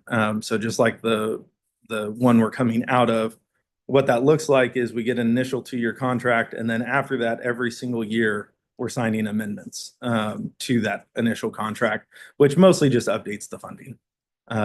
They can update small terms, things like that, but that's mostly what it is. And so I've included the evaluation criteria for both of the programs. And again, I won't read all of this to you. Mostly, I just wanted you to see this is a very comprehensive application process. So my comment before when I said that it felt like a really tight turnaround to me, they're geniuses. And so they know all these things and we'll figure that out. I personally I'm not doing the application, and I was very overwhelmed when I read them. So just kudos to both of you for the work that you're doing and that your teams are doing. It's a very exhaustive process for determining who's going to do these programs. And so these are the EIECSE evaluation criteria. And so now the risks, I think this is the main value, hopefully, that I can bring to this conversation, which is that there are significant risks associated with these programs. Both of them are reimbursement grants. They are structured as reimbursement grants, even though we are subcontracting with the state. The mechanism through which we get revenue is we spend money, and then we prove to them that we spent the money on allowable activities, and then they reimburse us. If they decide in that process that some of those expenses weren't allowable, they reject them, and then we as an agency have to figure out how to pay for them. Because the money's already gone. It's not like we can go back to our vendors at that point and say, hey, that wasn't allowable. Give us our money back, you know? And so that's one aspect of the risk involved with reimbursement grants. The other aspect of it is that what we have experienced, at least in my short time with the ESD, is that we don't get these grant agreements and amendments in a timely fashion. There's a very large bureaucratic process that has to go through with the state. Then it comes to us, we put it on a board agenda. We bring it to the board, we get your authorization, Dan or I put our signature on it, and then it goes back to the state to go through their rounds of signatures that they need. Then we get authorization to start claiming reimbursement. And so what that means is that last year, we weren't able to claim reimbursement until March. So we had to front load the cost of the program for EIECSE through February. And then we could finally claim resources. And so the board members who are here may remember, for new board members, what that looked like was me giving a talk, I guess you could say, about bridge loans and the cost of capital as I received an email from ODE that said, here's your grant agreement. And it was like, oh my gosh, that could not have come later. You know, it was a very nerve-wracking situation that we went through last year. We don't expect it to be that bad this year. But as you saw in the financial report, we are already negative in our special revenue fund. And so what that means is we are using agency funds now to keep these programs going until we get these amendments in and can start claiming resources. So part of what exacerbates that with a reimbursement grant, we can't say rainy day fund is an expense and then ask for reimbursement, which means we have no carryover on these grants. It's not like we can sock away cash when it's a biennium that the legislature decided to fund at an appropriate level and then spend it down when they don't, like a school district would do with the state school fund. We just have what we have in that biennium. We can staff up if the money comes in better, and then we can staff down or lay off people to be less gentle about it when the funding doesn't come in where we need it. And so that dynamic, as far as we understand, is not going to change. When we look at the sample contracts that they've given us, there is no change in that language. And our ability to negotiate is very limited. It says explicitly in the request for applications that if a district proposes a deal breaker type change to the language, like if ODE won't accept this other language, we're out, then you're probably not going to be selected. So we can say, hey, we'd like to see some changes, but it really is a partnership that we have to engage in with them on this. And so the other aspect of this is they have published an example of what the funding could look like. It's really just like a 2% increase over what we are currently receiving. Just to give an example, there's nothing in the request for applications that says even what that initial terms funding is going to be, which is not ODE's fault. The legislature has to appropriate resources before ODE can tell us what we're going to have. So we're uncertain on what the funding is going to look like. We're applying for a program, we are applying to provide a service with no idea of how much money is going to be provided to us to provide that service. As we've all experienced, year-over-year volatility, it really comes down to not only the state's level of appropriations for these programs, but also the federal government. And so as I talked about earlier, we were hoping that federal funds might go up a little bit this year, at least adjusted for the consumer price index or something, but they just flat funded it straight across the biennium.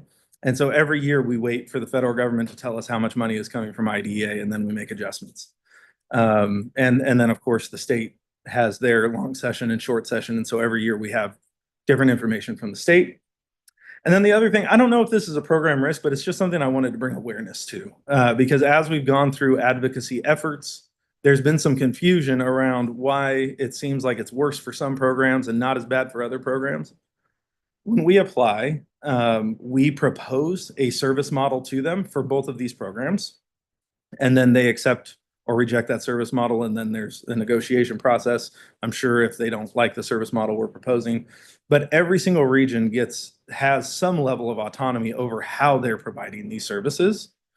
And then beyond that, who wins these contracts is different for every region. And so we have a region in Oregon where this is being run by a nonprofit.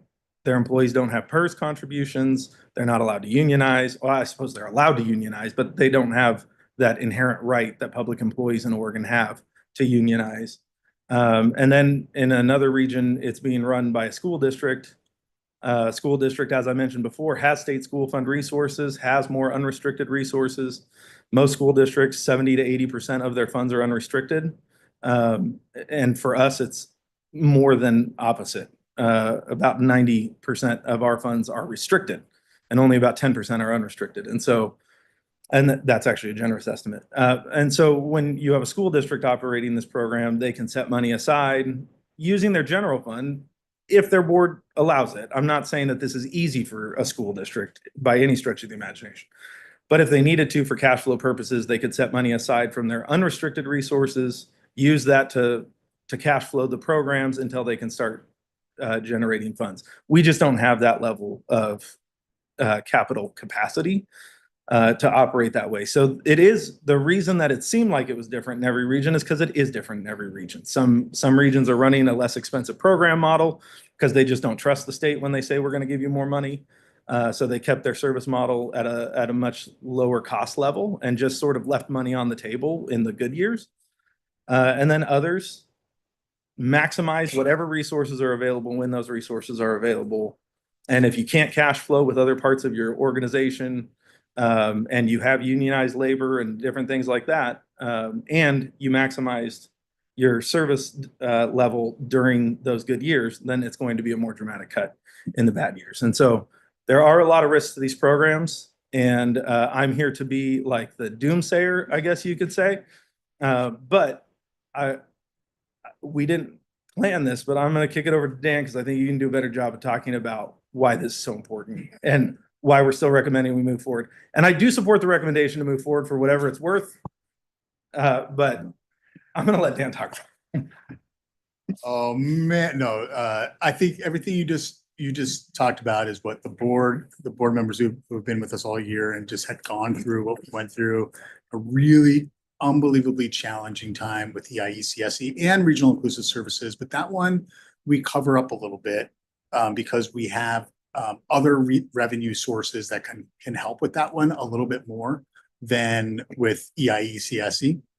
So it is an unbelievably challenging program for all the reasons that Jordan just talked about. And that's why ESDs exist. I mean, we exist to be in spaces that others will not go because it's too hard. And the kids are too hard, services are too hard. And that's kind of what we do. And so while, on my worst days, I go, this grant is, this is too painful for us, right? Like going up and down and cutting staff and all the morale problems that comes along with that turbulence. And then, we have to really get back to our mission, our vision here. And if I thought that there was another agency in the region that could do it better than us, then we would be talking to them about these risks and the opportunities, but it just doesn't exist. It's what we do. That was going to be my question. I mean, is there anybody else who conceivably apply for these programs than ours? Well, yeah, conceivably, like if you look in Multnomah County, it was a Multnomah Education Service District program.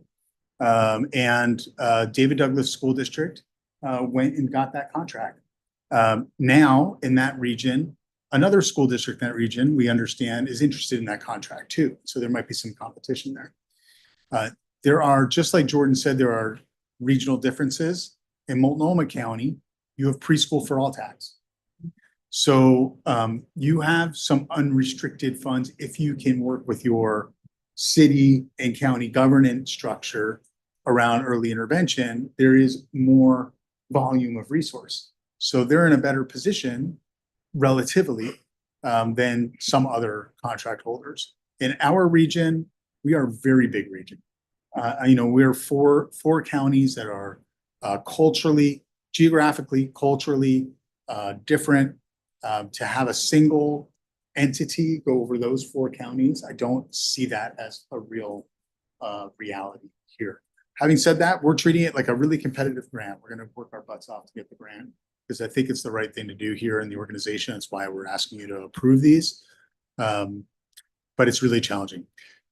One thing I will say is I did, and I haven't talked to Jordan about this either, but I did just meet with the Department of Ed with other set of contract holder superintendent types. And we talked about this reimbursement grant phenomenon here as being something that is pretty much unsustainable for us.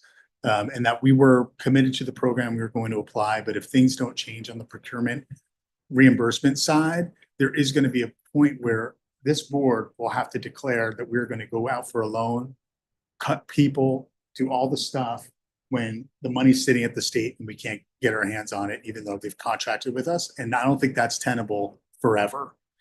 And I did recommend, and they took furious notes and said that they would check with Department of Justice around this being not a reimbursement grant, but a disbursement grant.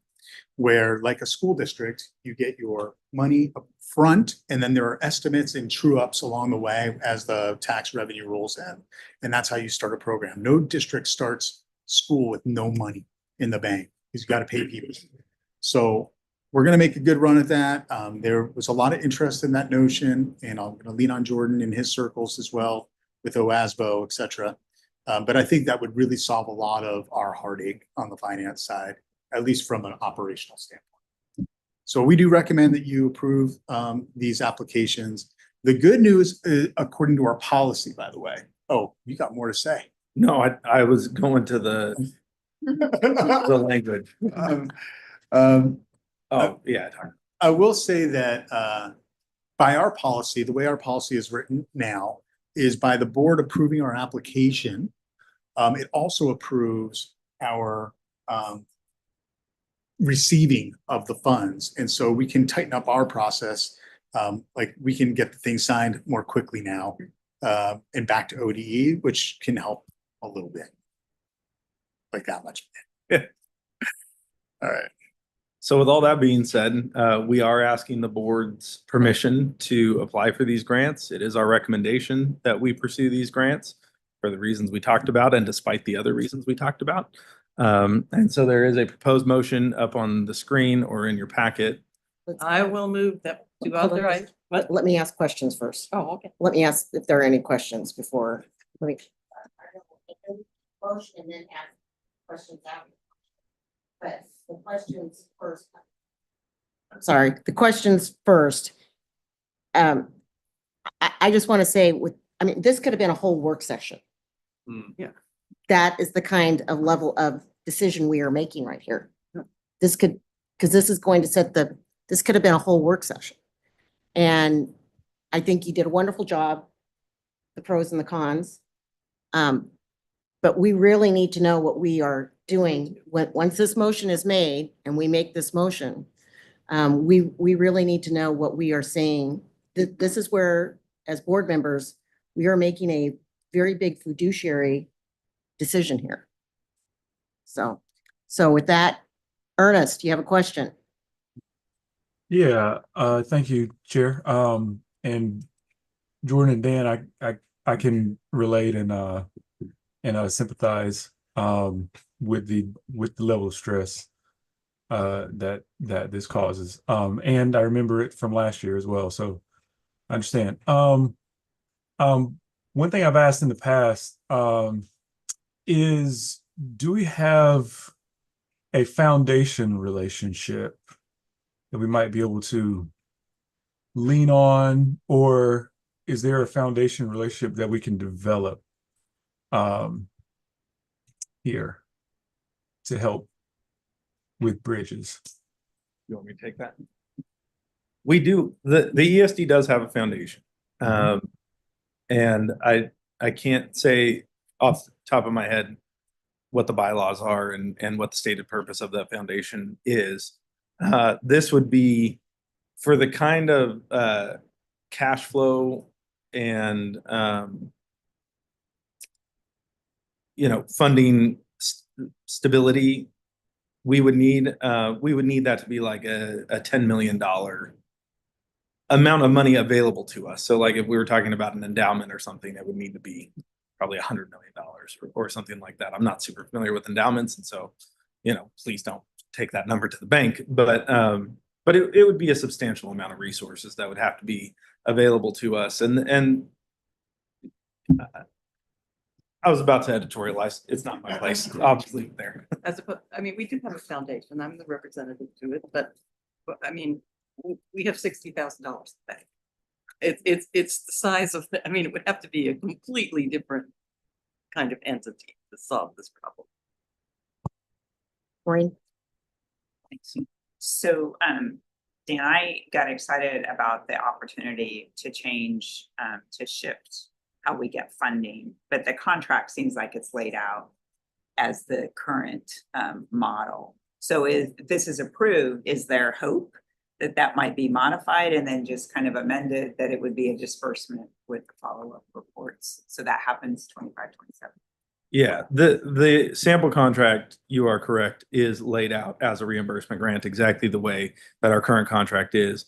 I will say that there is unanimity among operators of this program that that part of it needs to change. And it sounds like the state is hearing us. So I They took can't. furious notes. They took furious notes. They took furious notes. Yes, I think there is an opportunity for us. While there are all kinds of risks with negotiating a contract of this size. Just because we would write it into an application, that would be something that we would we can make some decisions about how aggressive we would want to be in an application about saying this is what it needs to be for us. They might want to reject it, but they also might not have any other applications. And so there's a game of chicken there. You know, I know we're being broadcast on YouTube, but like there is a game of chicken there where, you know, this is untenable scenario for us. We can't do it. Needs to be this way. And I don't think it's unreasonable. So that's an opportunity. I think more realistically, it would be an amendment. And it would be something that we need to work on throughout the contract period. I doubt it will get done in this first year, and it would be kind of like one of those technical fixes in the middle of biennium types of things. I will also say that it's a 2-year contract. They usually, like this last one that we had, I think is a decade old. I think it's a decade. So we've had an amendment for 5 years, five amendments that we've signed on to. So it's a 2-year contract, and if it does get untenable, we can't do it, then this board will have the same decision to make in 2 years. Which gives me a little solace, right? It's not a forever, but it is for the next 2 years. We are asking you to go through rocky waters with us as we try to serve kids and then have some technical fixes occur at the state level. And then there's just the general notion of the amount of funding that comes into these programs being highly insufficient. But that's true in any enterprise that we're really involved in. So that wouldn't be the reason. Yeah, it's, thank you, Chair. You know, it's unfortunate that the state plays the game that way they do. And I mean, it's just almost absurd that we're developing budgets before we know how much money we get anyhow in even general fund budgets, right? So it's really challenging. I think for this particular example, and I came onto the board when you were having to make a lot of those tough decisions because of the loss of funding to the programs, and I know how hard those are, but I feel like the risk to our communities is, if we don't do this, is much, much greater than the risk to the ESD if we do it, right? I mean, it's a known risk for us, right? And we know what the consequences are, but the risk to the communities without having these services available, especially in light of the fact that there may be no one else to provide these services, right? That I can't imagine not saying go forth with gusto, but know the problems, and we'll navigate that one. Ernest, do you have another question? Yeah, thank you, Chair. So Jordan, do we have a backup scenario laid out? So if we need bridge funding, have we already looked at, you know, market rates and just kind of, you know, already estimated how much it would cost and just have a sense of the size and scope of the impact to the district? I do not remember the amount. The cost of capital is actually higher now than it was when we talked about this before, but rates are coming back down with the Fed. And so, you know, it was not insignificant, but I cannot recall the number. I will say, I know this isn't the question you asked, but I do think that the board also needs to know this. We did do an analysis last year statewide of the amount of lost investment earnings for all of the operators while we were all front loading cash that could have sat in our accounts. And that was in the millions. I want to say it was $4 million. Wow. Mm-hmm. It was higher than that. It was more than $4 million. I don't remember what the amount was, but for the whole state. So that is the cost of capital was in the I want to say tens of thousands of dollars for us to do like a 2-month bridge loan. The cost of lost investment earnings was in the hundreds of thousands of dollars. So And how would we ever for make up us. and how would we ever make up the interest? you can't. Yeah, so And we- that's not even a, Yeah. And just so we're clear, not that this is like a lot of regions got really bent about what I'm about to say. We're not as, but I'm about to make you more bent about it. It's not that those interest earnings weren't earned. They were earned. They were earned by the states. Yeah. Because the funds were at the state.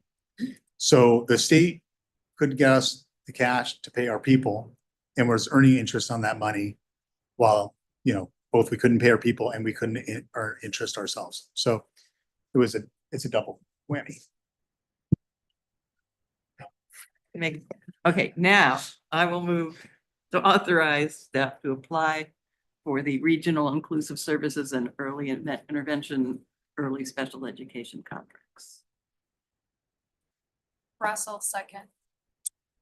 it's been properly moved and seconded that we approve the application for the Regional Inclusive Services and Early Intervention, Early Childhood Special Education Programs as presented. Is there any further discussion on the motion before we vote? I'm interested in opportunities, both related to this grant opportunity and others. I continue to be disturbed that county governments, the state government and federal government continue to have reimbursement models for basic government services that impact the lives of children.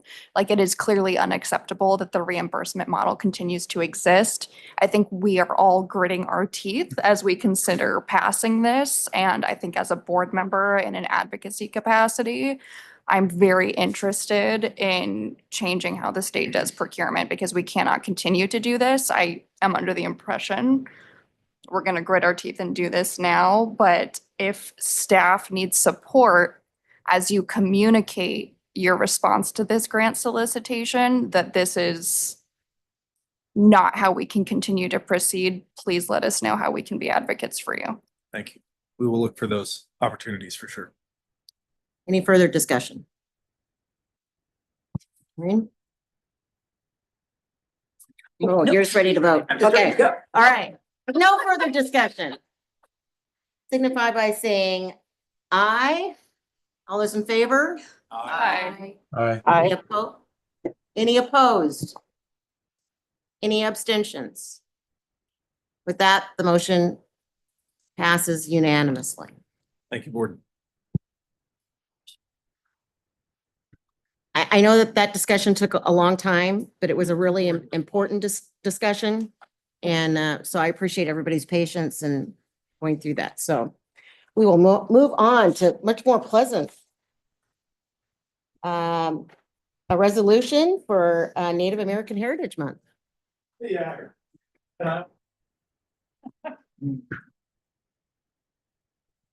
Bismillah. Greetings, I am Sharif Luaro, Director of Equity with Northwest Regional ESD. So glad to meet new folks. I am sharing information today related to our board resolution for National Native American Heritage Month. We are in the last week of Latino Heritage Month. If you recall from the last meeting, we had an opportunity to have resources that are available for activities and things that are happening and learning and growth. And so I present to you today a resolution for consideration for honoring Native American and the contributions that Native Americans have made. So I'll just read through this. In your cover sheet, you'll see background information related to the Heritage Month.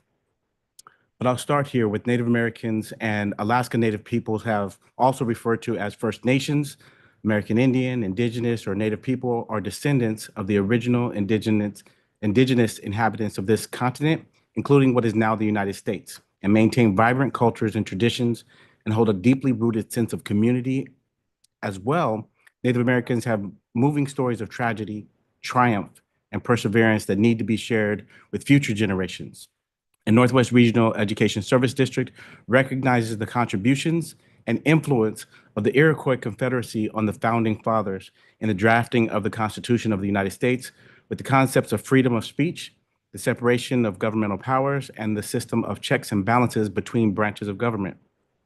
And the Portland area is home to over 50,000 Native American and Alaska Native people who descended from more than 380 tribes or bands. The 2020 U.S. Census listed the American Indian and Alaska Native population at 3.7 million people, with an additional 9.2 million people identifying themselves as American Indian or Alaska Native in combination with other races. Native Americans have made distinct and important contributions to Oregon, the United States, and the rest of the world in many fields, including the fields of agriculture, environmental stewardship, wayfinding, medicine, music, dance, language, and art. And contemporary applications of traditional knowledge systems of Native Americans have expanded scientific, environmental, and intercultural understanding. And whether part of the 574 federally recognized American Indian tribes and Alaska Native villages in the United States, or the countless unrecognized nations, Native peoples have distinguished themselves as inventors, entrepreneurs, spiritual leaders, and scholars. And the people of the United States have reason to honor the great achievements and contributions of Native Americans and their ancestors. Now, therefore, be it resolved by the members of the Northwest Regional Education Service District that the ESD, one, recognizes the month of November 2024 as National Native American Heritage Month, and two, recognizes the Friday after Thanksgiving as Native American Heritage Day, and three, urges the staff, students, families, and communities of Northwest Regional Education Service District to observe National Native American Heritage Month and Native American Heritage Day with appropriate programs and activities.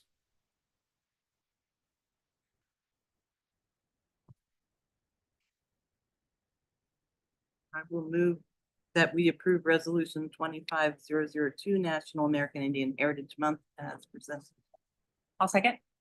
It's been properly moved and seconded that we approve Resolution 25-002, National American Indian Heritage Month as presented. Any discussion? All those in favor signify by saying aye. Aye. Aye. Any opposed? Nay. Any abstentions? With that, resolution passes unanimously. And beautiful as always. Yes. Great job. Appreciate it. Thank you. All right, and now we're going to approve the BPAC Advisory Committee member. Appreciate it. Got my back. We have, as part of the statute for Northwest Regional Education Service District, a Board Equity Policy Advisory Committee. This committee consists of board members, community members, and staff. And we have open positions or open spaces for volunteers who come from the community. And today I am here to recommend the acceptance of the committee's recommendation of a new addition from the community, Dr. Shelley Reggiani for volunteer appointment to the BPAC committee. She currently serves as leader in equity work at the Beaverton School District, brings more than 15 years of experience in advocating for and implementing educational equity practices. Her commitment to dismantling systemic barriers that prevent students from reaching their full potential is a direct alignment with the mission and goals of our committee. And the rest is in the cover sheet. We are unanimous as a committee and very excited about adding Dr. Reggiani to our team. Are there any questions? I move to approve the Board Equity Policy Advisory Committee appointment as presented.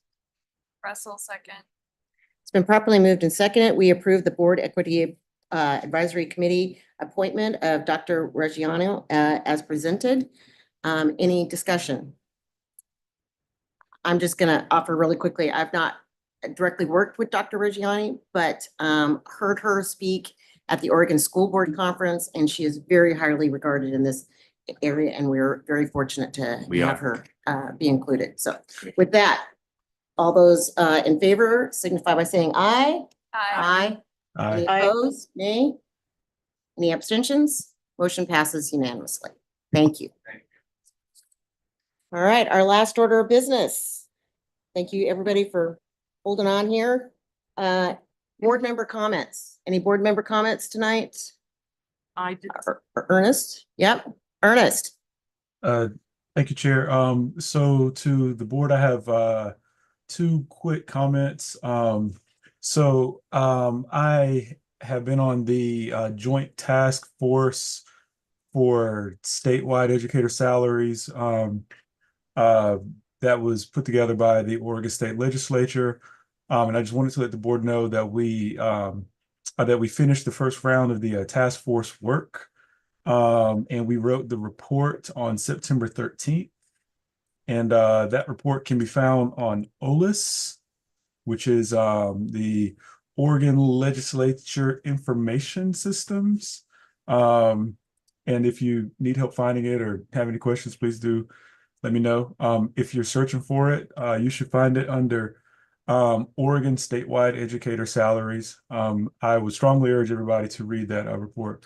There are a number of recommendations that are being made to the legislature on that. So that's announcement number one. Announcement number two, I am on the Oregon Department of Education Artificial Intelligence Advisory Committee. And we are working on our next round of advice there. And this round of advice is going to be focused towards professional development for educators, privacy for students, and the intersection of AI growth and social emotional learning for our students. So those are the big focal points. And I just wanted to let the board know those announcements. Thank you. Any other comments? Chris? Just quickly, Wednesday, March 19th is the next foundation gala fundraiser. So more advance notice to put it on your calendars and hope we get more board participants next year. Great, thank you. Any other comments? I'd just like to comment that last week, the Children's Institute had a visit to Cornelius Elementary School in the Forest Grove School District. And Director Riley joined me along with some superintendents. And we had the director of the Oregon Department of Education there. And we had some legislators there. And we got to see some really good work in early learning. And it was great. They did a great presentation. And Chris and I were able to actually talk to our legislators and talk to the Department of Education about our issue with the funding of early intervention. So it just be in the room and advocate where we can. So adding on to that, I mean, I think what was so impressive about the program in Cornelius, and one of the main thrusts of the program at Children's Institute is to increase student success by making the pre-K and K and first grade programs be more aligned in terms of procedures. Just so going to kindergarten isn't a shock, right? And I think Becky and I both responded to that by saying, and now we're moving backwards, right? By not being able to do the inclusive preschools, much less aligned preschools, which are working so effectively there. And it's really impressive. That student body is 85% Spanish speakers in Cornelius. And they have a total, what they call it, biliteracy program, where every student learns in both English and Spanish. And it was really impressive. It was impressive. all right, with no further comments, we are adjourned until our next board session at 6 p.m. November 13th at the Telemet Service Center. So with that, we are adjourned. Thank you. Tell them, okay.